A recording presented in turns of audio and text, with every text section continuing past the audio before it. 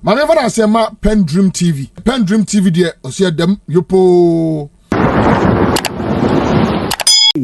For your listeners or viewers to understand and just oppose it with what Armed Forces say, why would I come here and then kick against it? Among them, one of them, you say abolish the existing cocoa external loan syndication arrangement for the purchase of cocoa and issue domestic securities denominated in local currency for cocoa purchases. Yes. Interesting. And that's the cocoa bond. That's the same. That's actually. Yeah. And you see, I just gave you this to let you understand that if you fail to plan, you'll be planning to fail. That is why the United Party, first of all, came up with a plan.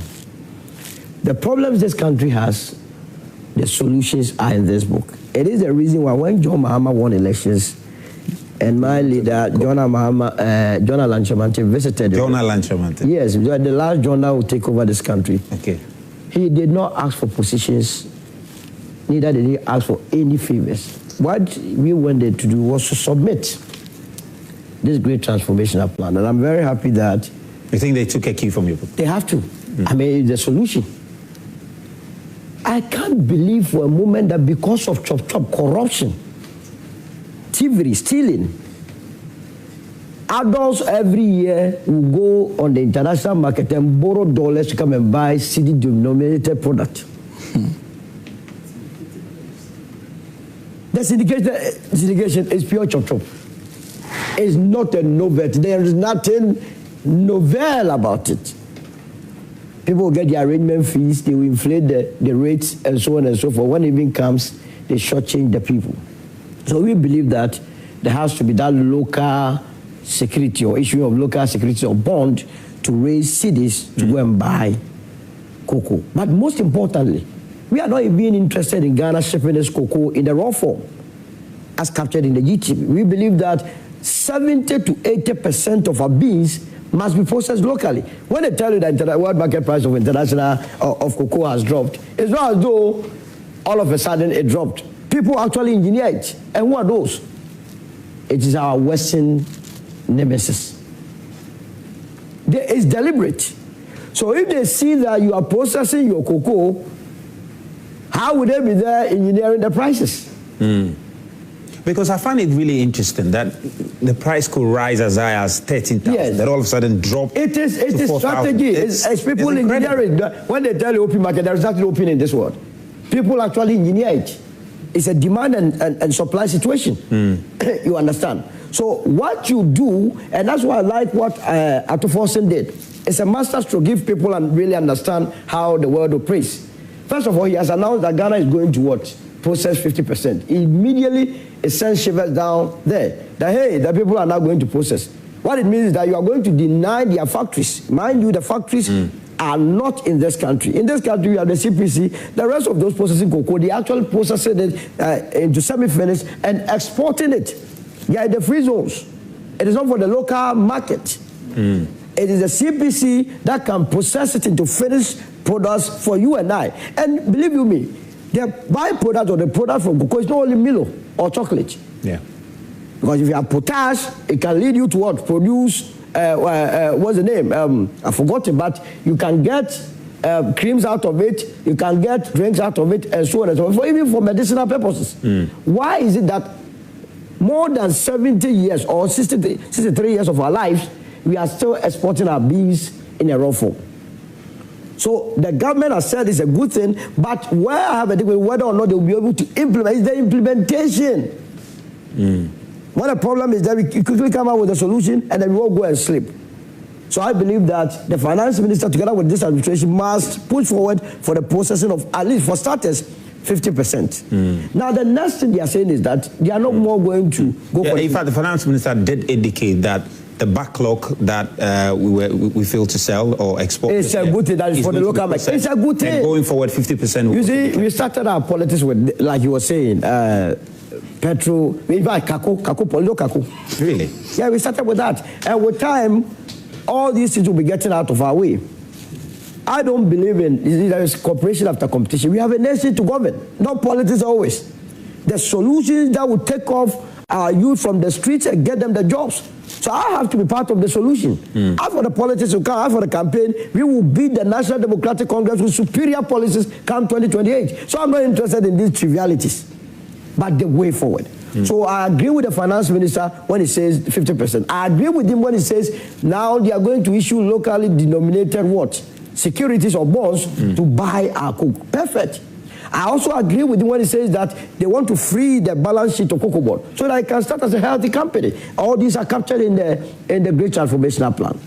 What I am disappointed in the NDC administration is how they were able to sit back for a whole year when they know there has been criminality at COCOBOD. Only to be told right now that you are now going to conduct forensic audit. What forensic audit do you need when you were told that $350 million was contracted to rehabilitate 156,000 hectares of cocoa land? The money is finished, only 40,000 hectares was rehabilitated, and we cannot account for the remainder of that money. What forensic audit do you need again? But now people must be answering questions with the national Yoko and other places. And it's the same people who are organizing the press conference because they have seen your weaknesses. I have told this administration that if you want to cover up for the previous administration, it will come back to haunt you. It will come back to haunt you. Again, I agree with their strategy that they are now going to put in place a pricing mechanism. It's very important.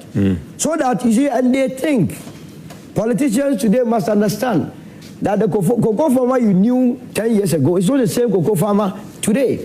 Today we have professors, we have engineers, and so on, all engaged in cocoa farming. And so they know what pertains in the international market. That this morning, it has even reduced, dropped further. It is now hovering around $3,700. And we are not doing the forwards again. And I don't even believe in the forwards. Because if we are not doing the forwards, it has its challenges.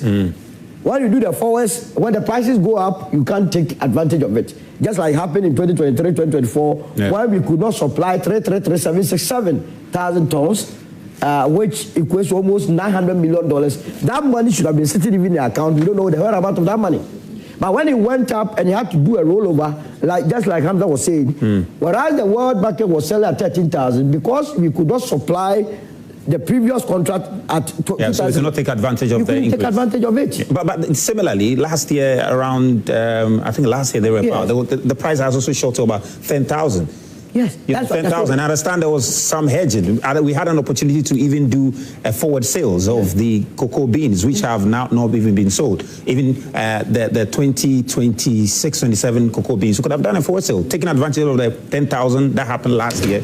You know, because now it's reduced to 3,700. Yeah, but you had a deficit to cover. You had a contract that you could not, as it were, deal with. So that difference, the rollover, you needed to still supply your vendor. And that's why we couldn't take advantage of that. But going forward, the emphasis must be on processing the beans locally. We must stop this business of always shipping everything in the raw form. And this must also send signal, especially in the gold sector, that now that the gold prices are high, we could also be facing the same problem. So immediately we must begin opening more processing plants so that we process our gold into semi-finished. I think we started. Yes, we have started, but it has to increase. But guess what? You see, the world, the value of cocoa in the world market is about 150 billion. Ghana, from the time we started cocoa farming and cocoa business, we have not made more than 2 billion from the industry. So you ask yourself, together with Cote d'Ivoire, we are unable to make more than 6 billion. Who are the countries making the most from it? It's those that are not farming. How are they able to do that? You understand? Meanwhile, you need only $5 million to put up a huge cocoa processing plant. Divide $97 million that we have used to dig a hole by $5 million.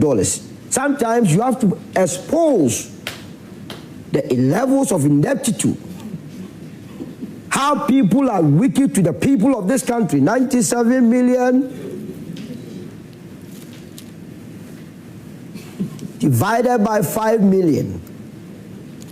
Baseball, computer doesn't lie.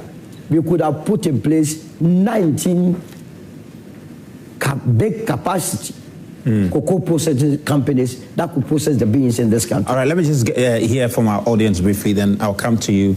I'm sure Hamza has got some final thoughts on this. Then I want us to have just a quick bite on the vote buying issue and whether the way forward will look like, especially following NDC's position on what happened at the Owusu primary. A few comments on Facebook, however.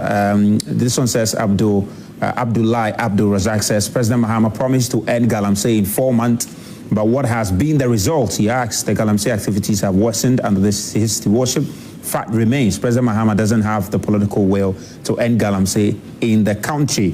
Kwame Mawuli Benjamin says, as for fuel price reduction, it is world market price that led to it. But as for cocoa price cuts, it is Mahama who is responsible, not world price effect. Prosper Rashid says, all his agenda is about the clueless and incompetent NDC government. Okay, great. Well, we'll try and get some more comment also on WhatsApp. Okay, we have to start with you again. Okay, let's start with someone who hasn't spoken. Okay, the guy in white, the gentleman in the middle there. You, yeah. No, so, okay. Yeah. So let's start with him. Okay, great. Thank you very much. Thank you very much. The lady also. Okay. Everybody will speak. All right, we'll hear from the lady. Thank you very much for this opportunity. Yeah. Over the weekend, I've listened to Dennis Abuaji Miracle's press conference. I've listened to him interview the cocoa farmers and everything that he has said. And I think that the lesson the NPP hasn't learned in opposition is that they still think Ghanaians are fools. But mind you, the Ghanaian farmer, as Mr. Owusu rightly said, the cocoa farmer that we knew some time ago is no longer the cocoa farmer that exists today. Because today's cocoa farmer are using AI, today's cocoa farmer are very well discerning, and so they are on top of issues. So I called my father, who is a cocoa farmer in the Volta region, Harvard to be specific, and I asked him about what he thinks about these things. And he gave me a very simple explanation. He said that cocoa prices are highly influenced by the world market prices. And so when the world market price increase, it is just expected that the local price will also increase. And when the world market price decreases or falls, the local price will also fall. And so I don't get the whole point that the NPP is pointing out, but I thought that the NPP would have pointed out and claimed responsibility for the crisis that they left in the cocoa sector. When you stated that they left us in a debt of almost 32.9 billion Ghana cedis, right? The syndicated loans, how they collapsed it, how they left cocoa road contracts overhaul. And I have a list of some other things that they also did, if you permit me to just highlight. Yeah, just briefly. Do that briefly so that I can hear how the cocoa lost market gains about $2,600, how the syndicated loans collapsed, how there was a massive supply default, over 333,000 tons of cocoa were left and not delivered, how they spent $48 million on the importation of jute sacks and chemicals that have been left in at the port. So these are issues that we must face. And trust me, now that we are doing a reset, President John Dramani Mahama has come out with something clear that what now we are going to process our own cocoa because the local producers have expressed interest. Great. Let's hear from it. I'm sure the lady wants to have a bite. We haven't heard my feminine voice yet this morning. So is the lady ready to speak? Oh, great. Thank you so much. Let him speak. I'll come to you. Yeah. You have your take. Just Ms. Bob, thank you so much. Today happens to be Vows Day, and in some way we call it Chocolate Day or Chocolate Day. And chocolate is a product of cocoa. And it's very sad that our cocoa farmers are going through this. In fact, these are some of the promises the NDC gave to our cocoa farmers. One, there's a regular increase. Regular price increase for farmers. Two, restore bonus payments. Three, healthcare for communities for cocoa farmers. Free health insurance for cocoa farmers. And even now, their first promise, regular increase, and they are suffering. And now, when it comes to, it sounds so funny when I heard that the president has taxed the AG to investigate or to investigate the conduct a forensic audit. I felt it's so funny because Dr. Oponi was in court. Because of the mayor's created in the COCOBOD. Dr. Oponi was in court. And this same AG came and closed that case in court. And they're telling him to conduct a forensic audit for the past 8 years. What happened to Dr. Oponi's case? Why can't we appeal there? Now, also, when the price of crude oil were dropping in the global market, we were all saying Ato was forcing. We were all happy. Ato is forcing. Now that the price of cocoa is falling, now they don't blame MPP. They've been in power for about a year and a quarter, and they are still blaming the MPP for this. I don't get it. Ato is really forcing. Yes, Ato is forcing. Ato is really forcing the cocoa farmers into poverty. Ato is really forcing the cocoa farmers to smuggle their cocoa into Ivory Coast. All right, great. Ato is really forcing. All right, great. All right, then let's hear from Thank you so much. This issue of cocoa pricing is all about arithmetic. Ato forcing made a statement that the cocoa farmers should be paid close to 6,000 back in opposition. It is true today and it's true as at that time. Because as at then, the price of a bag of cocoa was sold at 10,000 Ghana, a ton. That's equivalent to 16 bags of cocoa, was equivalent to $10,000. When you convert it into cedis, a bag of cocoa as at then was 9,300 cedis, and the government was giving cocoa farmers 3,100, which means the government was taking 2/3 of the amount we are generating from a bag of cocoa. So as at then, Ato Forson was advocating that the farmers should be given at least 2/3 of what they are in the farms making.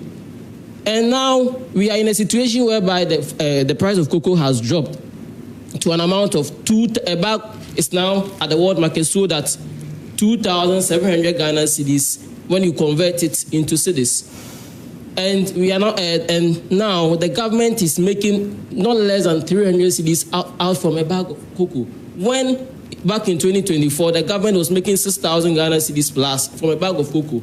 So I think I strongly stand with the decision whereby we start processing our own cocoa so that we send a message to Belgium and cocoa, because Belgium doesn't produce cocoa, but the best chocolate in this world comes from Belgium. Okay, interesting. I think we have a lady who also wants to speak. The lady, right? Let's hear from you now. We can hear from you. Okay, great. Okay, great. No problem. No stress. No stress. Okay, let me come to. You want to say something? Oh, great. Go ahead. We're hoping to hear from an voice. So just touch on it and move on. So good morning, and so first of all, I'm happy with the reforms that NDC is making. I think that's what we need to match the current farming system, where quoting from what Solo said, now the farmers are not the regular farmers we knew. These are high-tech. So if the reforms are going to match the farmers now, I think that's great. And the vote for NDC is for accountability and transparency. So I think they should sit up and work for Ghana. Okay, great. Let's come to Hamza now. You've got some final thoughts on this one. Well, it is very, very difficult to disagree with my brother Solo, especially when it comes to the concerns that he has raised on the issue of the audit. But I don't think that an audit has not been conducted. The directive is to conduct a forensic audit. And I agree with you that the timing is a bit problematic. And so maybe we need more explanation as to why it had to take this long for that directive to be given. Government would have the requisite information to be able to respond to that concern. It's a concern that I've not heard not only from Solo, but I've heard that from a number of people, especially when that directive was given. And it is only fair that they are provided with the information as to why government decided to wait this long to issue such a directive. I do not have access to that information. I think in the case of the National Service... I'm making references in relation to COCOBOD. Yeah, I'm just making the point that in the case of National Service Authority, an audit was conducted, and based on what was found in the audit, then they proceeded to do a forensic audit to try and get more information. So maybe, I'm just thinking maybe that's what informed. Yes. So maybe, but this timing of the directive, regardless, even if an audit was done, and now we have come out with a directive at the time that the cocoa sector is going through problems. Naturally, people like him would be justified to ask the questions that he's asking. Why this time?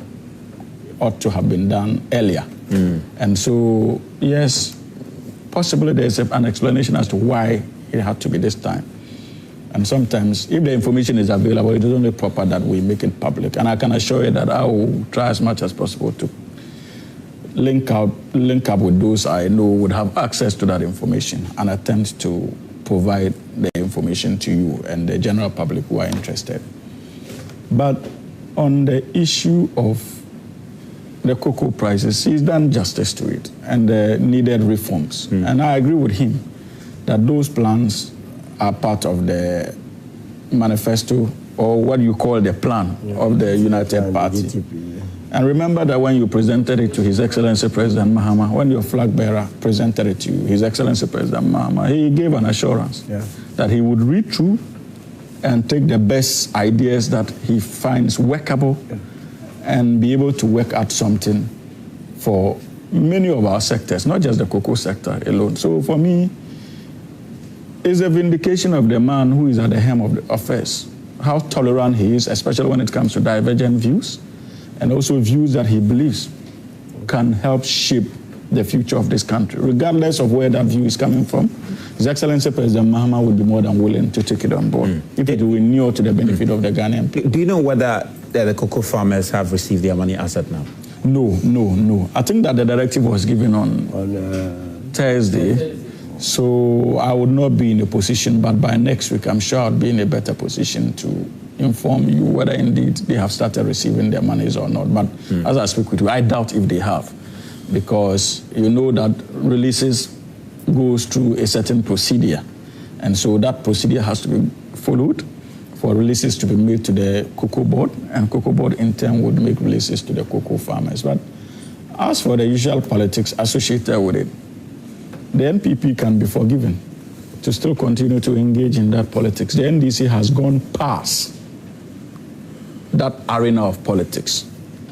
We have been given a job by the Ghanaian people to do. We will not waste precious time attempting to disabuse the minds of MPP and its communicators on issues they ought to know better and fail the larger picture of actually addressing the concerns of the Ghanaian people. So for us, when the political season is apt, we would come on board with our track record, the problems we inherited, how we've been able to fix it. But for now, our focus is on the job of governance. They can continue their propaganda, they can continue ranting on social media platforms, on national television platforms. That would not dissuade the National Democratic Congress government from doing what it ought to do. There's this concern that has come up, and I just love to hear thoughts on that. This new pricing scheme was, of course, largely because of the world price dropping, the need for government to be realistic about it. And the new measures that have been rolled up is to ensure a certain automatic pricing based on the world market price. Is government really sure that they can stick to it? Because if you have, what you're likely to have, Solo, is a situation where the prices might keep falling. And if the prices keep falling, then you're talking about a situation where the price from 256 as it has now might keep going down. And politically, the cost of that politically is down. Yeah, you see, that has been the problem of this country. The problem has always been the political implications of policy decisions. And the NDC is not that kind of a political party, I can assure you. The farmers themselves have welcomed this automatic price adjustment failure. But mind you, the NDC is also a social democratic party. So if the prices gets to a stage that becomes worrying and has the tendency of affecting the yields for the next year, the NDC would not resist the temptation to throw out subsidies in the cocoa sector. Remember, that was the situation we had in the petroleum industry before we went for the partial deregulation, where even in the automatic adjustment of prices, there were instances that when the prices were so high, government had to come on board in the form of subsidies to cushion consumers. So I foresee a situation where that is possible, that is practicable. But however, like NPA is doing now, by setting the price floor, I foresee in the future COCOBOD being mandated to also set a price floor. And if it falls below that price floor, then maybe the profits that COCOBOD generated over the years a chunk of that profit would be used to subvent or to give to the cocoa farmers in the form of subsidies, so that at least we increase yield for the next year. And maybe these inputs should be considered in the bill, shouldn't it? There should be some of these possible scenarios. Absolutely. That is why the bill is going before Parliament. Yeah. Discussions would be had in the House. Suggestions would be made. And at the end of the day, we would have a workable bill that we can all be proud of. But like Moswell, you see, these discussions today, I agree with Solo that these are discussions or plans that ought to have been implemented way back, especially in 2024, when it was clear that Ghana or syndicated loan was becoming a problem after 32 years of implementation. Any proactive government ought to have looked into that matter critically. We missed that opportunity. Now we have the opportunity to deal with the matter. And I'm interested in payments to our cocoa farmers. Let us track the directives that have been given and ensure in the latest that those payments begin going to them, because in truth, many of them are struggling. Many of them are suffering. Regardless of the fact that what they are going through today is far more accommodating than what they went through in 2023. Remember I told you in 2023, maybe because many of you were not interested, and the president of the Licensed Buyers Association of Cocoa Buyers made that point, that for 9 good months, cocoa farmers were not paid. Interesting. Very profound. But I want us to wrap up. We just got a few minutes to end it. And Solomon, I just wanted you to have a little take on what happened earlier in the week.